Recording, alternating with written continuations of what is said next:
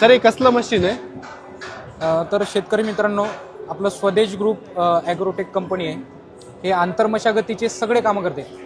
कोळपणी झालं, वखरणी झालं, सरी पाडणे, उसाला बाळ भरणी, पेरणी आणि फवारणी, 6 कामं एकाच मशीनवरती केल्या जातात. तर 6 कामांसाठी हे मशीन असणार मशीन आहे. फवारणी पण होते आणि बरोबर. कोळपणी होते, कोळपणी होते, अजून वखरणी होते, वखरणी होते. सरी पाडणे. सरी पाडण्यासाठी या मशीनचा उपयोग होतो. सरी पाडणे त्याला काही जोडावं लागेल का सरी पाडायला? वेगळे वेगळे अटॅचमेंट असतात. अटॅचमेंट आहे त्याला. तर ही अटॅचमेंट या प्रोडक्ट सोबत देतो आपण की कसं? सोबत देतो. पूर्ण सोबत देतो आपण.